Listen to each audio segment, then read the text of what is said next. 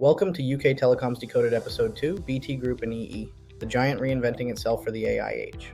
BT Group is 180 years old. It was born as the Electric Telegraph Company in 1846. It became British Telecom. It was privatized, it acquired EE, it built Openreach. It struggled, it restructured, it cut 55,000 jobs. And now, in 2026, under its first ever female CEO. With its share price up 70% since she took over, BT is at what its own leadership calls an inflection point. The fiber rollout is nearly complete, the cost transformation is done. And the question the entire UK telecoms industry is watching closely is, what does BT become next? Today, through our 5-parameter framework, let's find out. Parameter 1, market position and financial health. BT Group is the UK's largest and most complex telecommunications business. It operates across 4 major divisions. E holds the title of the UK's #1 5G network for the 11th consecutive year. Financially, BT has reached what Allison Kirkby describes as the end of its peak capex period. The 15 billion fiber rollout, connecting 25 million homes across Britain, is approaching completion. And normalized free cash flow is projected to more than double over the next 5 years, reaching approximately $2 billion by FY27. The share price tells the story, up 70% since Kirkby took over in February 2024. Investors are beginning to believe. Parameter 2, leadership vision. Allison Kirkby is one of the most interesting leadership stories in British business right now. She is BT's first female CEO in 180 years. She came from Scandinavian Telecoms, where she built a reputation as a results-oriented operator. Her stated vision is clear and deliberately simple. Focus on the UK, focus on core connectivity, pivot to free cash flow growth. She has said publicly, BT being the oldest telco in the world, we were slow to invest, which meant we were one of the most inefficient in the world.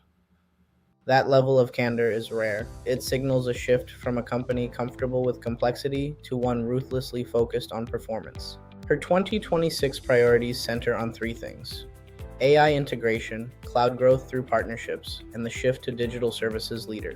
Parameter 3, business strategy. At the infrastructure level, Openreach is completing the UK's largest ever infrastructure investment program. The wholesale revenue this generates is a structural competitive advantage that no other UK operator possesses. At the consumer level, EE is executing a bundled services strategy. The goal is to increase share of digital spending. Fiber customers already yield approximately 20% higher ARPU than copper customers, validating the investment thesis. At the enterprise level, BT Business is targeting higher margin services, cybersecurity, managed services, and edge AI integrations. The ambition is to move from being seen as a connectivity vendor to being a strategic technology partner. This is the most competitive battleground. Parameter 4, growth formula. BT's growth formula for the next 5 years is built on 4 pillars. First, fiber monetization, converting capital into revenue. Second, 5G enterprise services, targeting 98% population coverage by 2028 for network slicing, private networks, and IoT. Third, cost discipline into margin expansion. Another $3 billion of cost reduction is planned over the next 5 years. Fourth, AI-driven transformation, integrating AI across customer service and network management to drive productivity gains. Parameter 5, the honest challenge. Now the honest picture. First, identity. What is BT in 2026? Infrastructure company, consumer brand, enterprise partner. Second, competition. Altnet operators are expanding. Vodafone 3 has scale. Virgin Media O2 has convergence. Sky has content. Third, the enterprise ambition puts BT in direct competition with IT services firms and cloud hyperscalers who have been building this for decades. Here is the one insight I want you to take away from this analysis.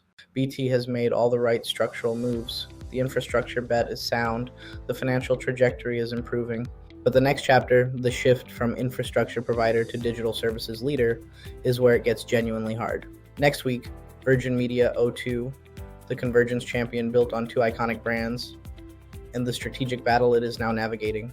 What is your experience of BT Group as a partner, a vendor, or a customer? Drop it in the comments. See you next week.